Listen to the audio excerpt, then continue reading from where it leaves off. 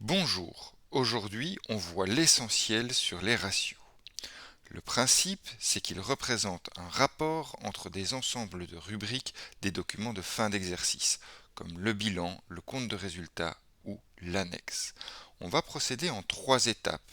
La première, c'est la récolte des documents. Soit on les consulte, si c'est les nôtres, soit on les demande, si c'est ceux de partenaires, soit on va sur le site de la Banque nationale belge et on consulte la centrale des bilans. Là, on peut télécharger les documents de fin d'exercice de n'importe quelle entreprise belge. En deuxième étape, on va consulter ces documents et calculer les ratios. C'est-à-dire qu'on va rassembler les montants des rubriques à mettre au numérateur et les diviser par un certain nombre de montants des rubriques à mettre au dénominateur. Une fois notre ratio calculé, on va pouvoir l'interpréter par comparaison, soit historique, soit théorique, soit encore statistique. Plus concrètement, ce ratio ou ces ratios vont nous permettre de répondre à différentes questions que l'on pourrait se poser sur l'état de santé financière d'une entreprise, dans le but de collaborer avec cette entreprise, ou si c'est mon entreprise, simplement d'avoir des informations de gestion de celle-ci. En définitive, que je sois gestionnaire, client, fournisseur, concurrent, actionnaire, banquier, que je sois l'État ou même que je sois un employé, je peux consulter ces documents, faire des ratios et en tirer des conclusions.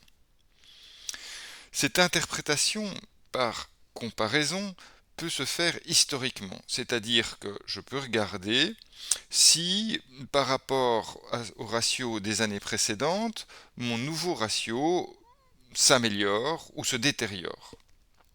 Je peux aussi aller voir des documentations théoriques pour savoir où est-ce que ce ratio devrait se situer pour être le signe d'une bonne santé pour l'entreprise en question. Et je peux encore aller consulter les données statistiques, toujours sur le site de la Banque nationale belge, et consulter la moyenne, la médiane, je peux même avoir des quartiles si je veux, et déterminer finalement aussi quelle est la proportion d'entreprises qui feraient faillite sous un certain niveau. Alors, quels critères de santé regarder? Alors, en se mettant sur un continuum du long terme au court terme, on va pouvoir commencer par le court terme et un critère de liquidité. La liquidité, c'est la capacité à faire face à ses engagements à moins d'un an.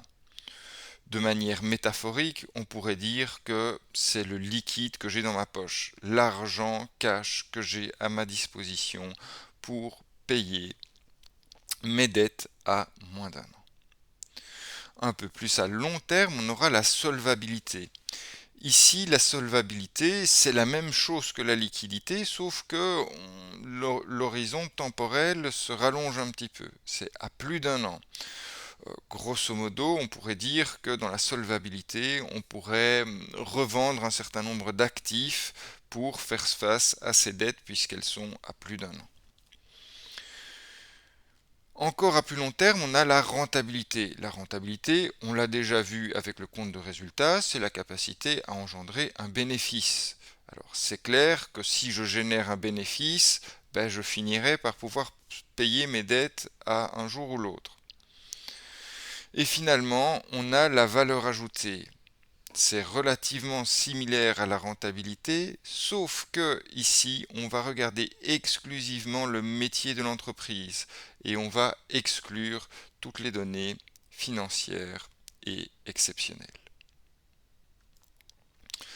C'est un bon moment pour faire les premiers exercices sur notre plateforme et on se retrouve après pour un exercice illustratif.